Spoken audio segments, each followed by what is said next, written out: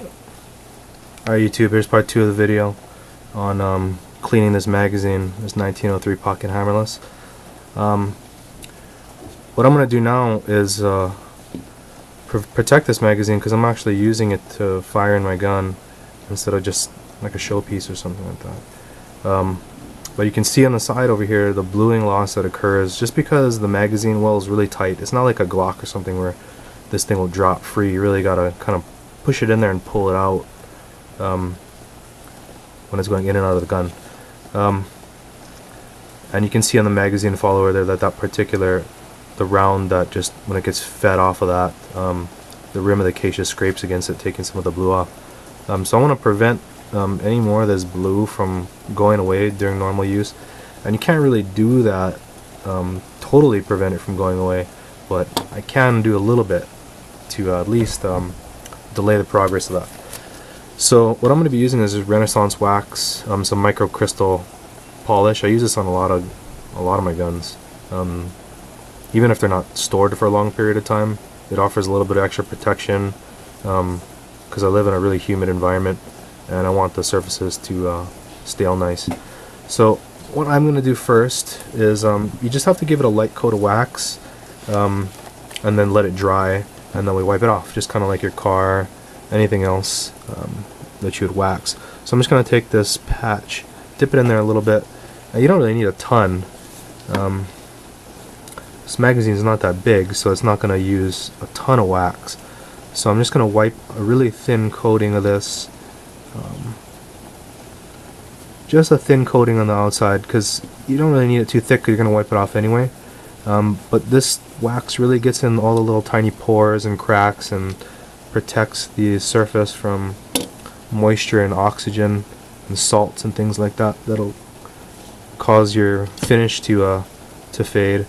So I want to catch all the little surfaces that I can, and since this is a mag, you don't want to wax it too much, because then you're going to get some buildup of wax and you might have chamber feeding problems with the wax buildup like you do in a 22 with waxed bullets. But I got a light coat of wax now. I don't know if you can see it in the light. It's kind of a dull finish. So I'm gonna let that dry just for a second.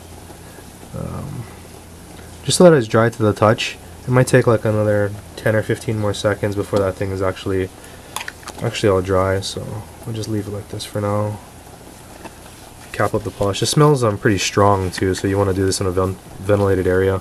Whatever kind of smells like some kind of petroleum based stuff that the wax is suspended in, that smells really bad when it's evaporating.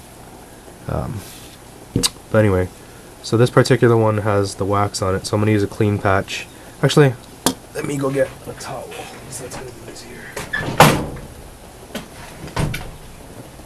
Alright, so now let's see, the wax is dry. Yeah, you can, if you could feel it, you would feel that it's very waxy on the surface now, and it's not shiny or anything, but it's pretty smooth, kind of a satin sheen to it. But I want all that thick wax to come off and only leave like that tiny micro level of it that fills in all the pores and keeps it all nice and shiny. So this is just a regular microfiber towel. I'm pretty sure this one came from Costco, but I'm just gonna wipe